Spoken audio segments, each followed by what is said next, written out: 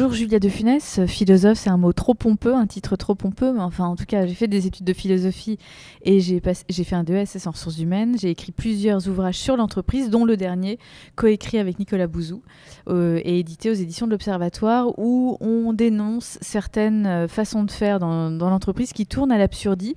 Alors comment définir l'absurdie? C'est très simple, c'est quand on fait d'un moyen une fin en soi. Si vous faites d'un moyen une fin, vous tombez dans l'absurdie. Quand on dit je travaille pour travailler, c'est absurde. Si je gagne de l'argent pour gagner de l'argent, c'est absurde. Le travail est un moyen pour faire d'autres choses. Pour certaines personnes, ça peut être une fin en soi, mais voilà comment on définit ça. Et en entreprise, beaucoup de procédures, beaucoup de façons de faire tournent à l'absurdie parce que les gens ne savent plus du tout pourquoi ils le font. J'entends très régulièrement des gens me dire j'applique le process parce qu'il faut appliquer le process et j'ai pas le choix, et là ça devient absurde, les gens ne savent plus du tout à quoi ils répondent. Et c'est contre ces dysfonctionnements qu'on essaye de démystifier dans le livre. Pourquoi on s'acharne dessus? Parce que ça engourdit les intelligences, ça engourdit les esprits et c'est une cause de mal-être et de souffrance pour les collaborateurs. Alors, pourquoi l'entreprise est devenue le lieu de l'absurdie? Pour une raison, il y a 1000 raisons qui expliquent le non-sens en entreprise. Bien sûr qu'on traverse aujourd'hui une crise de sens parce que on ne croit plus tellement aux utopies politiques. On le voit dans l'actualité, les politiques ont perdu de leur aura et de leur superbe. Les religions ne sont plus non plus des transcendances qui viennent guider les existences. Donc on n'a plus de transcendance, on n'a plus de modèle extérieur supérieur qui vient définir nos trajectoires, et c'est tant mieux.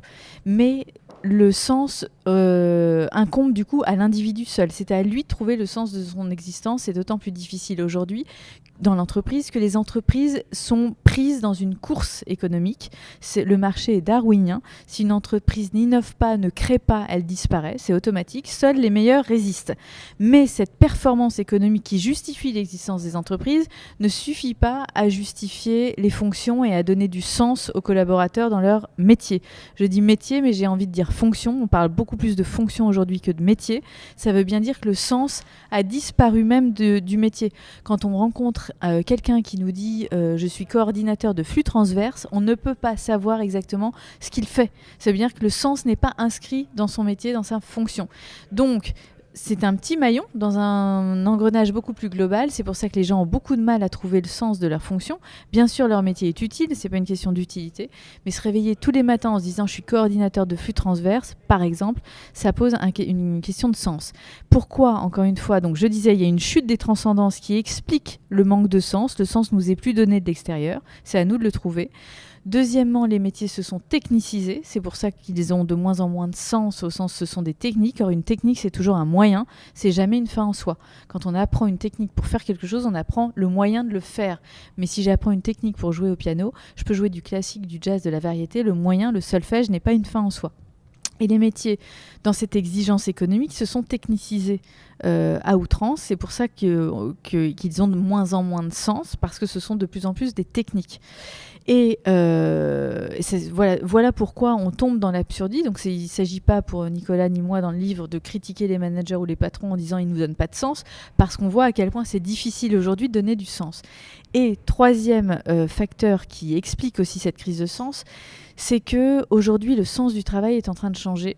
Avant, le travail pouvait être considéré comme une fin en soi. On faisait sa carrière chez Air France, chez EDF, chez Thales. On rentrait dans ces entreprises et ça justifiait l'existence et l'identité sociale. Aujourd'hui, les plus jeunes générations ne considèrent pas le travail comme une fin en soi, mais comme un moyen. On va travailler pour pouvoir s'éclater ailleurs, on va travailler pour faire le tour du monde, on va travailler pour 1000 choses diverses et variées.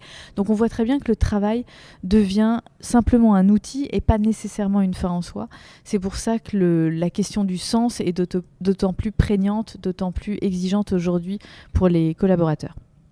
Dans quelle mesure peut-on considérer que les entreprises font fuir les talents?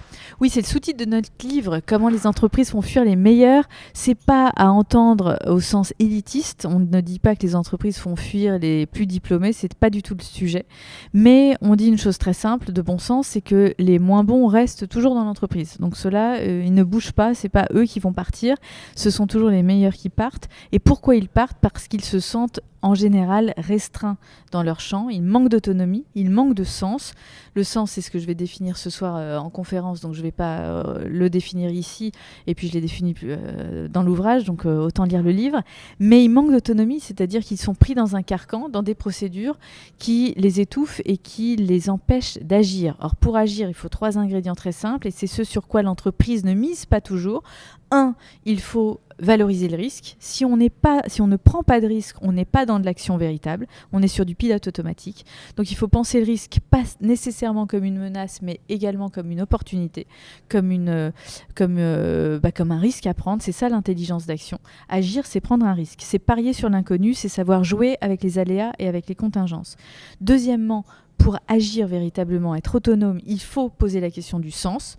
Quelle est la finalité de ce que je suis en train de faire ? Quelle est la finalité de ce que je suis en train d'entreprendre ? Si on ne peut pas répondre à cette question, on n'est pas dans de l'action non plus. On est dans du procédural.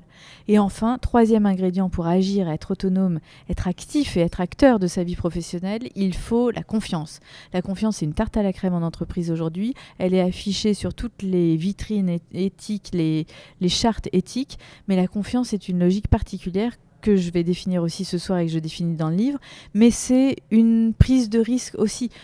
Confiance, l'étymologie du mot confiance, cum fides, ça veut dire avec foi. On fait un pari sur l'inconnu, on est dans le registre de la croyance et pas de la connaissance. Donc il faut miser sur elle s'impulse la confiance, elle ne s'attend pas comme le résultat d'un comportement fiable. Si vous faites confiance à des gens fiables, c'est pas la peine de leur faire confiance, ils sont fiables. Donc c'est surtout parier sur les gens, oser l'échec, oser l'audace, oser la performance. Et ça, c'est très difficile à mettre en œuvre. Mais pourquoi les meilleurs fuient ? C'est parce qu'ils étouffent, ils n'ont pas les possibilités d'agir. Et quand on est un bon élément, on a envie d'agir et de créer à partir de soi-même. Voilà pourquoi, à notre sens, les entreprises font fuir les meilleurs.